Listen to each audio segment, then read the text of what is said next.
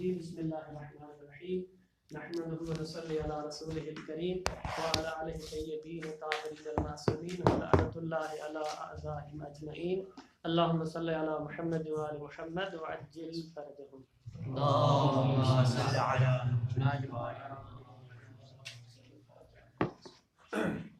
عبارت پڑھیں تاکہ سوال تک آ جائے وجمیع الدلالات الالتزامیت دلالات التزامیہ جتنی بھی ہیں جو دلالات کس پر دال ہیں علی المعانی المفردۃ معانی مفردہ جیسے کہ ہم نے کل مثال پیش کی تھی کہ اہل نہیں بلکہ اہل کا کلمہ رکھیں آگے بھی اس طرح آئے گا یا مثال کے طور پہ حاتم تائی ہے حاتم جو ہے حاتم ایک تو اس کا معنی ہے مطابقی ہے کہ شخص پر دال ہے دوسرا اس کا معنی ہے سخاوت ہے تو یہ سخاوت کیا بنے گا مدلول التزامی یہ بنے گا وجمیع المجازات فی الکلمۃ اور جتنے بھی مجازات ہیں کہ جو مجاز فی الکلمہ ہے او فی الاسناد یا مجاز فی الاسناد ہے ترجع الی دلالت الاقتضاء سب کے سب کا مرجع کیا ہے وہاں پر دلالت اقتضاء ہے دیکھیں قانون یاد رکھیں تاکہ جو آگے اشکال وارد ہوگا مصنف پر فَإِنْ قَالَ قَائِلٌ اگر کوئی مستشکل یہ اشکال کرتا ہے قائل یہ شخص اعتراض کرتا ہے کہ ان دلالت لفظ علی معناہ المجازی کہ لفظ کا دلالت کرنا اپنے معنی مجازی پر من الدلالت المطابقیت یہ تو دلالت مطابقیہ میں ہے جیسے کہ خود مصنف نے خود شروع میں یہی عبارت پیش کی تھی کہ مجاز پر دلالت کرنا دلالت مطابقیہ ہے فَكَيْفَ جَعَلْتُمْ الْمَجَازَ مِن نَوْعِ دَلَالَةِ الْاِقْتِضَاءِ یا ایھا المصنف پھر کیسے آپ نے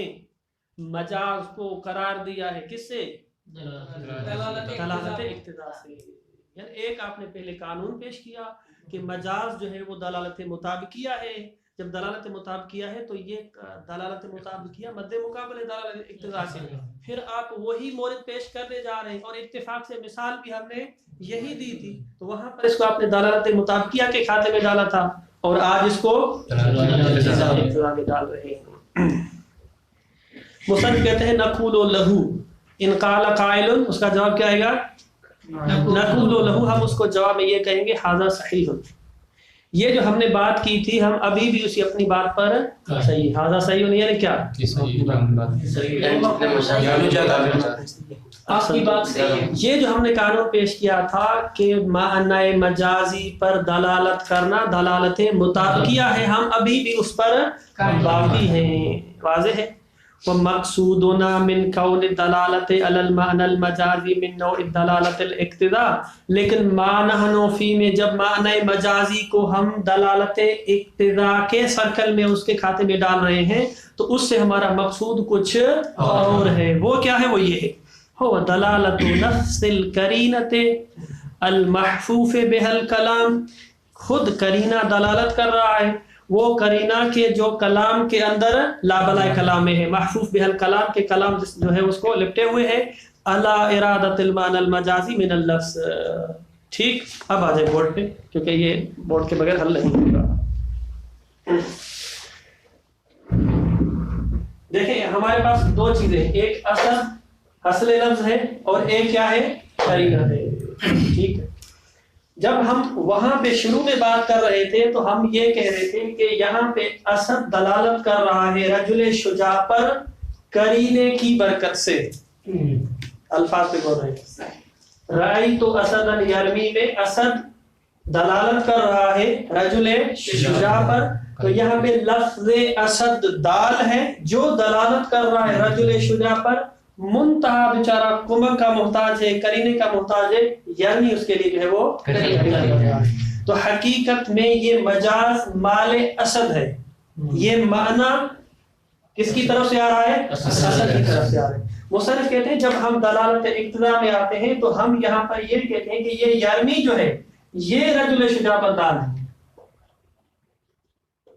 یہ جو کرینہ ہے یہ کرینہ جو ہے وہ دلالت کر رہا ہے رجل شجاع پر نہ کہ لفظ اسد اپنے معنی مجازی پر اس وجہ سے ہم نے رأیت اسدا یرمی تیر چلا رہا ہے، تیر چلا رہا ہے تو بھائی تیر کون چلائے گا؟ اس کا مطلب ہے کہ اسد شیر تو تیر نہیں چلاتا ہے، اگرچہ کارٹون آج کل آگے وہی تیر چلا رہے ہیں نا، تو ہماری بات وہ کارٹون کی دنیا میں نہیں بلکہ حقیقی دنیا میں ہے. تو یہاں پر جب یرمی ہم نے استعمال کیا تو حتمی بات ہے کہ اسد نہیں ہے، تو لہذا یہ یرمی تقاضا کر رہا ہے کہ یہاں لفظ اسد سے مراد رجل شجاع ہو. تو حقیقت میں یہ رجل شجاع جو ہے وہ کس کا مال ہے؟ یرمی کا ہے. کون دال ہے؟ یرمی دال ہے. تو لہذا ما نحن فی میں ہم یہاں پر جب مجاز کی بات کر رہے ہیں تو یرمی سے رجل شجاع کی طرف جا رہے ہیں، نہ کہ اسد سے رجل شجاع کی طرف جا رہے ہیں. اور یرمی سے رجل شجاع کی طرف جانا یہ دلالت مطابقیہ نہیں ہے، بلکہ یہاں پہ کلام تقاضا کر رہا ہے کہ اسد سے مراد آپ ایسی ذات لے لیں کہ جو قابل یرمی ہو. تو لہذا کوئی تضاد اور کوئی ٹکراؤ نہیں. دوبارہ کہتے ہیں، جب ہم نے شروع میں کہا تھا کہ لفظ معنی مجازی پر اگر دال ہو تو وہ دلالت مطابقیہ ہے، تو ہم لفظ اسد سے آئے تھے، صحیح؟ ابھی بھی ہم اس پر باقی ہیں. معنی حنفی میں جب ہم کہہ رہے ہیں کہ مجاز جو ہے وہ دلالت اقتضا میں سے ہے، اور اس کے لیے ہم یہ مثال پیش کر رہے ہیں، تو یہاں ہم قرینے سے معنی مجاز کی طرف جا رہے ہیں، نہ کہ اصل لفظ سے. تو لہذا کوئی تضاد نہیں. واضح ہے؟ جی.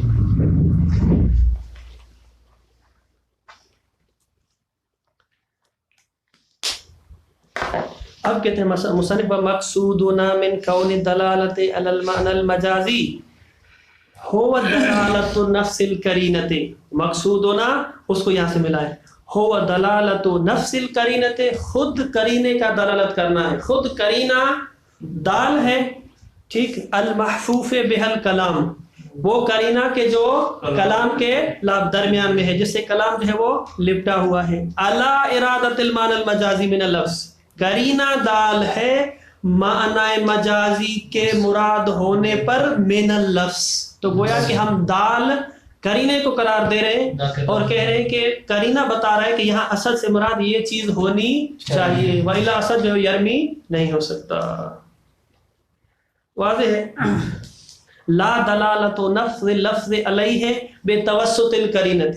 ایسا نہیں ہم کہہ رہے کہ لفظ اسد دال ہے رجل شجاع پر منتہا، قرینے کی ہمیں ضرورت ہے، ہم محتاج ہے کس کے؟ قرینے کے، وہ لے کے آ رہے. ایسی بات ہم نہیں کر رہے.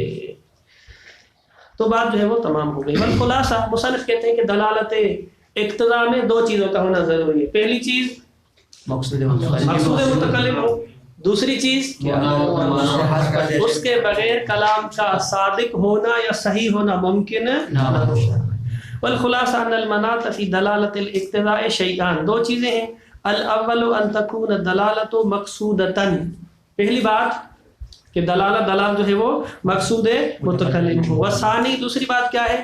ان یکون الکلام لا یصدق، کلام جو ہے وہ صادق نہ بنے، او لا یصح، یا صحیح نہ ہو، بدونها، بدون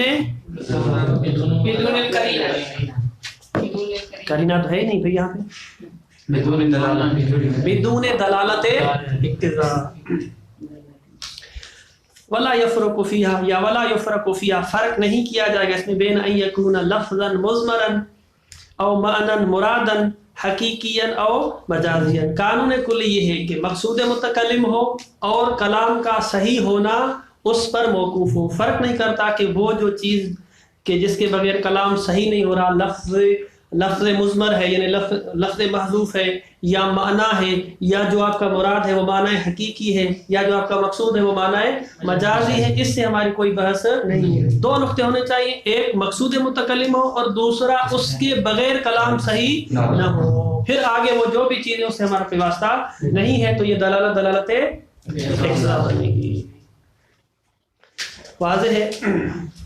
دوسری قسم دلالت کی دلالت و تنبیہ ہے.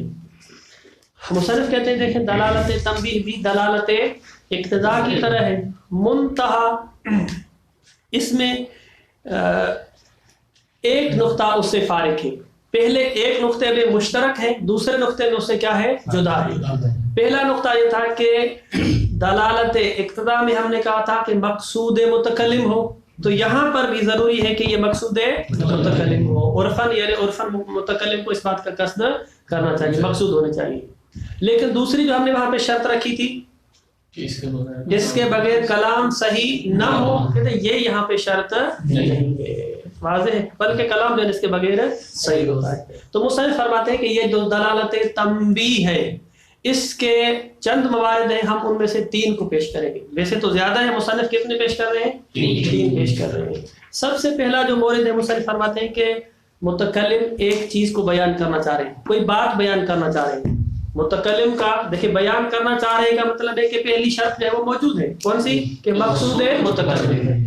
متکلم ایک بات بیان کرنا چاہ رہے ہیں لیکن ڈائریکٹ اس بات کو بیان نہیں کرتے ہیں، ٹھیک ہے، اس طرح بات کو بیان کرتے ہیں کہ یا تو اس جو بات بیان کرنے جا رہے ہیں اس کا لازم بیان کرتے ہیں یا کبھی کبھی اس کا ملزوم بیان کرتے ہیں. لازم بیان کرنے سے یا ملزوم بیان کرنے سے وہ شخص مخاطب متوجہ ہوتا ہے کہ متکلم کیا کہنا چاہ رہا ہے. مثال کے طور پہ ہمارے یہاں بہت زیادہ جو ہے وہ عرفی ہے، ہم کہتے ہیں بھائی 10 ہو گئے ہیں، 10 ہو گئے ہیں، تو سب کو پتا ہے 10 ہو گئے، لیکن ہم اس سے کیا بیان کرنا چاہ رہے تھے؟ تو مطلب ہے کہ 10 ہو گئے ہیں، یا تو مدرسے امام خمینی کے گیٹ بند ہونے والا ہے، جلدی پہنچے وہاں پہ، یا مثلا 10 ہو گئے ہیں، ہم نے حرم جانا تھا، نکلتے ہیں. تو بات جو ہم نے کی ہے 10 ہو گئے، ٹھیک ہے، ہم بیان کیا کرنا چاہ رہے ہیں؟ مثلا لیٹ ہو رہی ہے، دروازہ بند ہو رہا ہے، حرم ہم نے جانا ہے، فلاں ٹائم ہو گیا ہے. اصل مطلب وہ تھا، اس کو بیان کرنے کے لیے ہم ایک اور جو ہے وہ بات بیان کر رہے ہوتے ہیں. تو گویا کہ تنبیہ کر رہے ہوتے ہیں. 10 ہو گئے ہیں متوجہ، دلالت تنبیہ یعنی منبہ کرنا، تنبیہ کرنا، ٹھیک ہے. الارم اس کو کیا کہتے ہیں؟ منبہ، الارم، کیونکہ یہ ہمیں متوجہ کرتا ہے. تو یہاں پر بھی تنبیہ اسی کلمے سے ہے، لہذا ہمیں متوجہ کیا جا رہا ہے کہ فلاں بات ہو گئی ہے. واضح ہے، اور اس میں کچھ نہیں ہے. دیکھیں اس کو جو ہے وہ پہلا مورد دلالت و تنبیہ و تسمى دلالت و ایما ایضاً. اس کا دوسرا نام ہے، اس کو دلالت ایما بھی کہتے ہیں، ٹھیک ہے. ایما اوما سے اوما میں ایما یعنی اشارہ. وہی کل اولا، یہ جو دلالت ہے پہلی دلالت کی طرح ہے. کس چیز میں؟ فی اشتراط القصد عرفاً، کے مقصود متکلم ہوا کرتی ہے. ولیکن من غیر ان یتوقف صدق الکلام او صحته علیہ، بغیر اس کے کہ کلام کا صحیح ہونا، صادق ہونا یا صحیح ہونا موقوف ہو علیہا، اس دلالت پر. وانما سیاق الکلام ما یقطع یا یقطع معه بارادۃ ذلک اللازم، بلکہ سیاق کلام وہ چیز ہے کہ جس سے انسان کو یقین حاصل ہو جاتا ہے کہ متکلم نے اس کا ارادہ کیا ہے، ٹھیک ہے. سیاق کلام سے پتہ چلتا ہے کہ متکلم کا ارادہ 10 ہو گئے، بے ما ہو 10 ہو گئے مقصود نہیں ہے، بلکہ فلاں چیز کا ارادہ کر رہے ہیں. ترجمہ دیکھو، انما سیاق الکلام ما، سیاق کلام ہی وہ نقطہ ہے، یقطع ماہو یعنی ما اس کی طرف پڑھتا ہے کہ جس کی برکت سے یہ قطع حاصل ہوتا ہے، یقین حاصل ہوتا ہے، بے ارادت ذالک اللازم، کہ متکلم نے اس لازم کا ارادہ کیا ہے. او یستبعد عدم ارادتہ، یا بعض الاحیان کسی چیز کا ہم ارادہ کر رہے ہیں کہ یہ ہونی چاہیے، یا کبھی کبھی ہمیں یقین حاصل ہوتا ہے کہ متکلم نے اس کے عدم ہونے کا ارادہ کیا ہے کہ یہ ارادہ تو نہیں ہو سکتا. او یستبعد، یا بعید جانا جاتا ہے، عدم و ارادت ہی، اس کی برکت سے کہ یہ ارادہ تو نہیں ہو سکتا. وبہذا تفترق عن دلالت الاقتضاء، اس آخری نقطے کی برکت سے دلالت تنبیہ جدا ہو گئی دلالت اقتضاء سے. کیوں؟ لأنها كما تقدم يتوقف صدق الكلام او صحته عليها، کیونکہ دلالت لأنها اقتضاء، دلالت اقتضاء جیسا کہ ہم نے پہلے کہہ چکے ہیں کہ اس کا سچا ہونا اور صحیح ہونا موقوف ہے اس پر، ٹھیک. وَلِدَلَالَةِ تَنبِيهِ مَوَارِدُ كَثِيرَةٌ نَذْكُرُ أَهَمَّهَا، دلالت تنبیہ کے لیے چندین موارد ہیں، ہم جو ہے وہ کچھ کو ذکر کریں گے جو اہم ہیں. سب سے پہلے ما اذا اراد المتکلم بیان امر، وہ مورد ہے کہ جب متکلم کوئی چیز، کوئی امر، کوئی شے بیان کرنا چاہتا ہے، فنبہ علیہ بذکر ما یلازمہ عقلا او عرفا، تو بیان کرنا چاہ رہا ہے فنبہ علیہ، پھر متکلم نے متوجہ کیا ہے اس امر پر بے ذکر ما، کس طرح متوجہ کیا ہے؟ ایک ایسی چیز کے ذکر سے ما یلازم ہو، جو اس امر کے ملازم ہے. تو ملازم ایک مرتبہ لازم کی بات بھی اس میں آ جاتی ہے، اس میں ملزوم کی بات بھی جو ہے وہ اس میں آ جاتی ہے. عقلاً اور عرفاً، وہ بات جو ہے وہ عقلاً ملازمہ رکھتی ہے یا عرفاً رکھتی ہے. کما اذا قال القائل دقت الساعۃ العاشرۃ، 10 ہو گئے ہیں. ٹھیک، لفظی ترجمہ ہوگا دقت الساعۃ، یعنی 10 بج گئے ہیں. دقہ بجنے کی معنی میں استعمال ہوتا ہے.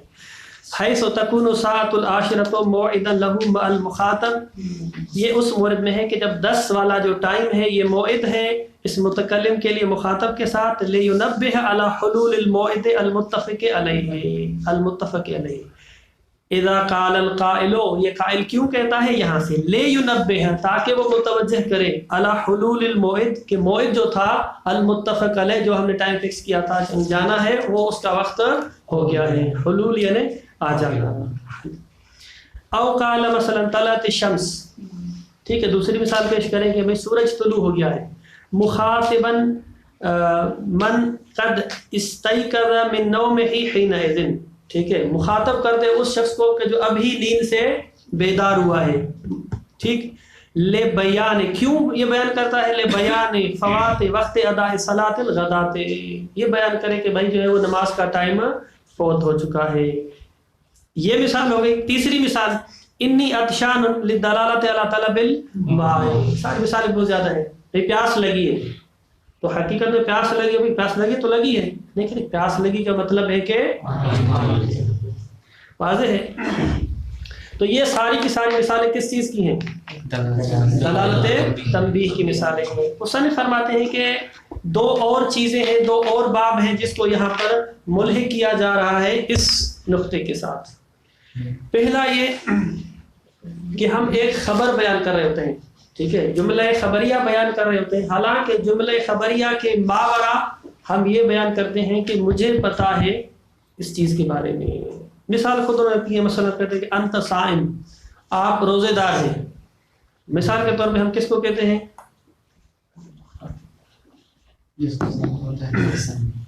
ثقلین صاحب کہتے ہیں کہ آپ روزے دار ہیں. بھائی وہ کہیں کہ میں نے روزہ رکھا ہے تو مجھے تو پتا ہے نا. خبر دینے کا ہدف کیا ہوتا ہے؟ کوئی جب آپ خبر دے رہے ہیں یفید فائدہ، ہم کہتے ہیں کہ بھائی باہر بارش ہو رہی ہے. مخاطب کو جب خبر دیتے ہیں تو بیان کر رہے ہوتے ہیں تاکہ اس کو پتہ چلے کہ بھائی باہر کوئی چیز ہے. ٹھیک ہے، خبر کا مطلب یہ ہوتا ہے کہ جو اس کو نہیں آتی چیز، جس کے بارے میں اسے آگاہی نہیں ہے، وہ خبر دیتے ہیں. اگر اس کو کسی چیز کا پتہ ہے تو پھر خبر نہیں دی جاتی، وہ مفید فائدہ نہیں ہے. واضح. اگر ہم جس شخص نے خود روزہ رکھا ہے اس کو کہ انت صائم، ہو کہ یہ تو مجھے خود سارا دن بھوک پہ رہا، مجھے نہیں پتا تو اور کسے پتا ہوگا. واضح ہے. پھر بھی کہتے ہیں یہ صحیح ہے. انت صائم، یہ ہم بیان کرتے ہیں. کیوں بیان کرتے ہیں؟ اس وجہ سے کہ اس کو یہ بیان کرنا نہیں چاہ رہے کہ آپ روزے دار ہیں، اس کو یہ ہم بیان کرنا چاہتے ہیں کہ مجھے آپ کے روزے کے بارے میں پتا ہے، آپ کا آج آپ کے انشاءاللہ افطار ہم کریں گے. ایک باب یہ. دوسرا جو باب ہے، چلیں اس کو پڑھ لیں، اس میں تھوڑی سی تشریح ہے. فمن ھذا الباب، اسی باب سے ہے، یعنی باب تنبیہ سے ہے. ذکر الخبر لبیان لازم الفائدۃ، خبر کو ذکر کرتے ہیں تاکہ بیان کریں کہ اس کا فائدہ کیا ہے. لازم الفائدہ، کون سا نقطہ جو ہم آپ کو بیان کرنے جا رہے ہیں. مثل ما لو اخبر المخاطب بقولہ، مخاطب شخص جو ہے نا وہ لو اخبر المخاطب، مخاطب کو خبر دی جائے بقولہ، مخاطب یعنی وہ جو اگلا شخص ہے مخاطب. انک صائم، کیوں؟ لبیان انہ عالم بصوم، یہ نقطہ صرف بیان کرنے کے لیے کہ ہمیں آپ کے روزے کا علم ہے. ومن هذا الباب ايضا الكنايات اذا كان المراد الحقيقي مقصودا بالافاده من اللفظ ثم كني به عن شيء اخر. کنایا ہم بیان کرتے ہیں، ٹھیک ہے. ہمارے پاس جو ہے نا وہ ایک مجاز ہوتا ہے، ایک جو ہے وہ کنایا ہوتا ہے. یعنی ہم کوئی مجازن بات بیان کرتے ہیں، بعض الاحیان کوئی بات کر رہے ہوتے ہیں کس کے ذریعے؟ کنایا کے ذریعے. ٹھیک. تو مجاز میں بھی معنی حقیقی مراد نہیں ہے، اور کنایا میں بھی ہم کیا کرتے ہیں، کنایا کر کے کوئی اور چیز جو ہے وہ بیان کر رہے ہوتے ہیں. تو کنایا بھی اسباب دلالت تنبیہ میں سے ہے. کیسے دلالت تنبیہ میں سے ہے؟ اس میں کہتے ہیں کہ کنایا کے بہت زیادہ موارد ہیں، کنایا کے مختلف موارد ہیں، علم المعانی والبیان میں ہوئے ہیں. مصنف فرماتے ہیں کہ ان میں سے ایک مورد یہ ہے کہ جب آپ ایک عبارت پیش کر رہے ہیں، ایک کلام پیش کر رہے ہیں، اس کلام کا جو معنی حقیقی ہے، ٹھیک ہے، وہ جو معنی حقیقی ہے وہ بھی آپ کا مقصود ہوتا ہے، لیکن اس معنی حقیقی سے ماوراء آپ بیان کرنے جا رہے ہیں. ٹھیک، مثال کے طور پہ آپ دیکھ لیں، مثال کے طور پہ کنایہ کے پورا مثلا زید کثیر الرماد، زید جو ہے وہ کثیر رماد ہے. ٹھیک ہے، آج تو وہ رماد کا دور نہیں ہے، مثلا گیس کا دور ہے، تو ہم تو مثال تبدیل کر لیتے ہیں. مثلا جو ہے نا وہ مثلا زید نقی الثوب، زید نقی الثوب، زید جو ہے وہ نقی الثوب ہے. نقی کا مطلب ہوتا ہے پڑھ چکے ہیں، پاک ہو، صاف ہو، بہترین. زید جو ہے وہ پاک و صاف کپڑے والا ہے. ٹھیک ہے، اس کے جو کپڑے ہوتے ہیں ہمیشہ جو ہے نا پاک و طاہر رہتے ہیں. تو کہتے ہیں یہاں پر یہ جو ہے اس کا ایک معنی حقیقی کیا ہو گیا کہ زید جو ہے وہ پاک کپڑے والا ہے، صاف کپڑے والا ہے، صاف کپڑے والا ہے، مثلا صاف لباس والا ہے. یہ اس کا معنی حقیقی ہے. ٹھیک ہے، لیکن اس کا ایک معنی اور بھی ہے، بے عنوان کنایا ہم استعمال کرتے ہیں. کیا کہتے ہیں کہ زید جو ہے وہ گناہوں سے پاک آدمی ہے، مبرأ عن الذنوب، کپڑے اس کے پاک ہیں، کہتے ہیں اس کا لباس پاک ہے. کیونکہ ہمارے یہ استعمال ہوتا ہے وہ سفید لباس والا ہے. کنایا استعمال کر رہے ہوتے ہیں کہ یہ شخص جو ہے وہ متقی، پرہیزگار اور گناہوں سے جو ہے وہ مبرّا ہے. تو وہ جو معنی ہے گناہوں سے مبرّا ہے، ٹھیک ہے، مبرّا عن العیوب ہے، یہ جو مبرّا عن العیوب ہے یہ معنی کنائی ہے، یہ معنی کنائی ہے. تو اب آ جائے، ہم نے زید نقی الثوب یہ لفظ استعمال کیا ہے، اس لفظ کا ایک معنی حقیقی وہ بھی ہم اس کی طرف مقصود ہے، ملتفت ہے، لیکن اس کے ذریعے ہم کنایا کرنا چاہ رہے ہیں کہ یہ جو شخص ہے وہ مبرّ عن العیوب ہے. تو لہذا یہ جو مبرّ عن العیوب ہونا یہ معنی کنائی ہے، اور جو ہے وہ دلالت تنبیہ میں سے ہے، یعنی متوجہ کیا جا رہا ہے اس بیان کو کہ یہ جو شخص ہے وہ. یہاں پر ایک آتا ہے کہ کنایا اور مجاز میں کیا فرق ہے. کنایا اور مجاز میں دیکھیں وہی مثال لکھی ہوئی، اچھا ہے، اسد جو ہے وہ رجل شجاع، یہ اس کا معنی ہے معنی مجازی ہے. ٹھیک، تو اس کو آپ کنایا کیوں نہیں قرار دیتے ہیں کہ یارمی جو ہے وہ کنایا ہے اس کے لیے؟ کیونکہ مجازی معنی میں ہم حقیقی معنی کو مراد لیتے نہیں ہیں، اور کنایا میں یعنی حقیقی معنی کو مراد لینے کے ساتھ ساتھ ہوتی ہے مجاز. اصل تو کہتے ہیں کہ مجاز اور کنایا میں ہوتا ہے کہ جہاں پر مورد معنی مجازی کا ہو رہا ہے، تو اسدن یرمی، آپ اس اسد سے حیوان مفترس مراد لے ہی نہیں سکتے، ممکن ہی نہیں ہے کہ متکلم راہی تو اسدن یرمی کہے اور اس سے حیوان مفترس لے لے سوائے کارٹونوں کے، کیونکہ یرمی جو ہے صرف اور صرف یہ رجل شجاع اسدن یرمی معنی حقیقی مراد نہیں ہو سکتا.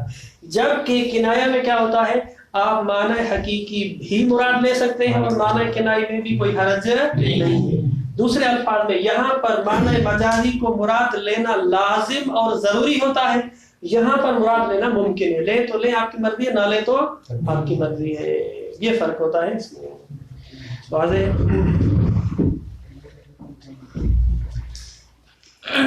اب دیکھیں وَمِنْ هَذَا الْبَابِ أَيْضًا، یہ نقطہ بھی اسی باب تنبیہ سے ہے. کون سا؟ الکنایات اذا کان المراد الحقیقی مقصودا بالافادۃ من اللفظ، جب کہتے ہیں کہ جب مراد حقیقی مقصود ہو کہ اس کو لفظ سے افادہ کیا جائے. ٹھیک ہے، ثم کنی بہی، پھر اس معنی حقیقی کو بے عنوان کنایا استعمال کیا جائے عن شیء آخر، یعنی حقیقتاً ہم یہ بیان کرنا چاہتے ہیں کہ زید جو ہے وہ نقی الثوب ہے، پھر ہم نقی الثوب کو بے عنوان کنایا پیش کر رہے ہیں. واضح آگا. यहाँ तक ये दलालत तंबीह का पहला मोरद था कि दलालत तंबीह के लिए चंद मवारिद हैं, उनमें से एक मोरद ये था। अब दूसरा मोरद ये है कि मुतकल्लिम एक कलाम पेश करता है, उस कलाम के साथ, ठीक है, वो जो कलाम है वो मुश्तमिल होता है एक ऐसे नुक्ते पे कि जिसमें बयान किया जा रहा है कि ये उसके लिए इल्लत है फलां चीज़ के लिए, या जो है वो उसके लिए जुज़ है, या जो है ना कोई और नुक्ता है। हकीकत में कलाम सवाल एक हुआ, उसके जवाब में मुतकल्लिम ने एक और बात की, वो जो और बात की है ना, वो और बात उस पहली वाली बात के लिए या इल्लत है या जुज़ है या सबब है या कुछ और है।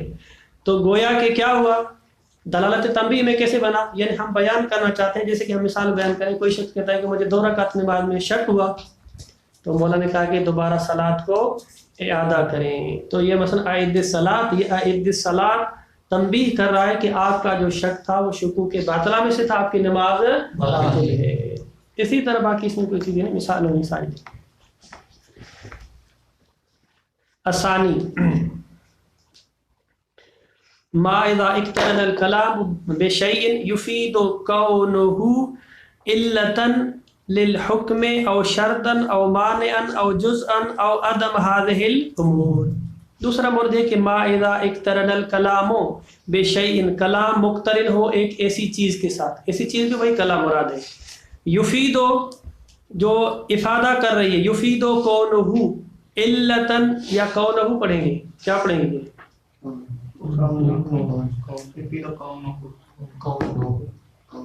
युफीदो का फाइल कौन होगा, कलाम, कौनुहु फाइल है इसका, या युफीदो के अंदर ज़मीर है जी, दिक्कत करें इस पे, मफूल होना चाहिए, वही कलाम मा इज़ा इक़्तरनल कलाम बिशैइन युफीदो कौनुहु इल्लतन लिल हुक्म। कौनुहु की ज़मीर आप पलटा दें उसमें माँ की तरफ, तो फिर ज़रूरत नहीं रहती है कि हम युफीदो में एक ज़मीर रखें जो उसके लिए बने, लिहाजा कौनुहु को आप ज़ाहिर जो है ना फ़ाइल बना लें। लेकिन दूसरा एहतमाल मौजूद है, दिक्कत करें कि कलाम मुख्तरिन और मिला हुआ हो एक ऐसे दूसरे कलाम के साथ कि जिसका फ़ायदा ये है कि वो इल्लत है हुक्म के लिए, या शर्त है उस हुक्म के लिए, या माने है उस हुक्म के इजरा के लिए, या जुज़ है, या इन चीज़ों से हट के कोई और चीज़ है। फ़यकूनु ज़िक्रुल हुक्मे, बस हुक्म को जिक्र करना, तंबीहन अला कौनि ज़ालिका शै इल्लतन, तंबीह करना है, मुतवज्जह करना है कि फला चीज़ इल्लत है, शर्त है, और माने या जुज़ है, और अदम कौन ही कज़ालिक, या जो है ना जुज़ है ना शर्त है ना कुछ है। मिसाल पेश करें, मिसाल कौलुल मुफ्ती, मुज्तहिद का ये कौल, आइद सलात लिमन सअल अन शक्के फ़ी इदाद सुनायते। मुफ्ती कहता है किसके जवाब में कि जिस शख्स ने सवाल किया है शक के बारे में, फ़ी इदाद सुनायत, 2 रकाती नमाज, इदाद सुनायत 2 रकाती नमाज के बारे में उसने कहा मुझे 2 रकाती नमाज में शक हो गया है। फ़इन्नहु युस्तफ़ादु मिन्हु, मिन यानी कौल मुफ्ती, ठीक है, कौल मुफ्ती से ये इस्तिफादा होगा कि अन्न शक्कल मज़कूर, ये जो शक के मज़कूर है, इल्लतन लिबुतलान सलात, ये जो शक है ये इल्लत है कि उसकी नमाज बातिल है। वलिल हुक्मे, और इल्लत है इस हुक्म के लिए कि बेवजूबिल इयादत है, कि इयादा करना वाजिब है। यानी उसने कहा था मुझे 2 रकाती नमाज में शक हुआ है, मुफ्ती ने क्या कहा, आइद सलात। अब ये जो आइद सलात है ये दलालत तंबीह है। क्यों दलालत तंबीह में से है? इस वजह से कि वो मुफ्ती मुतवज्जह करना चाहता है उसको कि ये जो आपका शक है, ठीक, ये शुकूक बातिला में से है, लिहाजा इल्लत बनता है कि आपकी नमाज बातिल हो जाए। मिसाल आखर कौल अलैहिस्सलाम कफ़िर लिमन काला लहू वाक़अतु अहली फिन नहार शहर रमज़ान, गड़बड़ हो गई।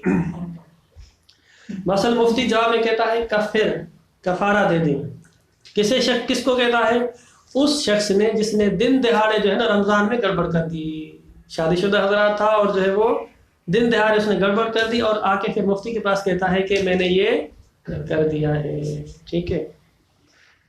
हकीकत में हम देखें खुशनसीब हैं कि जो शादीशुदा हज़रात हैं वो इस तरह मुत्तफ़िक़ होंगे। शुरू इस्लाम में, रिवायत में शुरू इस्लाम ये था कि रमज़ान का चाँद देखने से शव्वाल के चाँद देखने तक बिल्कुल जो है ना वो پابندی تھی، کوئی شخص جو ہے نا اپنے گھر والوں کی طرف نہیں جا سکتا، یہ اس طرح تھا، پڑھا ہوگا آپ نے، خطیبوں سے سنا ہوگا کہ نہیں جا سکتے جو ہے نا آپ اپنے گھر والوں کے ساتھ۔ پھر کیا ہوا، جناب ثانی نے جو ہے نا وہ مہربانی کی اور جو ہے نا واقعات والی یہ والی جو مثال پیش کی، پھر جو ہے رسول خدا پورا جنت کے سوا کے پھر جو ہے نا وہ حکم نازل ہوا کہ آپ جو ہے نا وہ جا سکتے ہیں۔ واقعات اہلی، یہ شخص سوال کرتا ہے واقعات اہلی، میں اپنے گھر والوں کے پاس گیا فی نہار شہر رمضان، شہر رمضان میں دن کے ٹائم، اور رات کی چھٹی ملی تھی اس میں دن کو بھی جو ہے نا وہ فَإِنَّهُ يُفِيدُ، یہ جو بات ہے یہ مفید ہے کہ ان الوقاء فی صوم الواجب موجب للکفارت، کہتے ہیں کہ صوم واجب میں یہ مباشرت کرنا، یہ کام کرنا، یہ موجب بنتا ہے کہ اس شخص پر جو ہے وہ جریمہ کیا جائے، فائن کیا جائے اس کو جو ہے نا وہ کیوں جو ہے نا آپ یہ کر رہے ہیں، تو لہذا یہ علت بنا، یعنی کفر جو ہے نا وہ بیان کیا جا رہا ہے کہ یہاں پہ علت ہے اس بات کی۔ اور مثال ثالث قول تعالیٰ بطل البیع لمن قال بیعت سمک فی النہر، مثال کے طور ایک شخص نے کہتا ہے کہ بھائی جتنے ہوا میں پرندے ہیں میں سارے جو ہے نا وہ سعید قاسم کو بیچ رہا ہوں، سب پرندے بیچ کے پیسے لے کے آیا، مفتی سے پوچھا یہ بے ہی باطل ہے، کیوں بے باطل ہے؟ اس وجہ سے کہ آپ جو ہوا میں پرندے ہیں قدرت نہیں رکھتے۔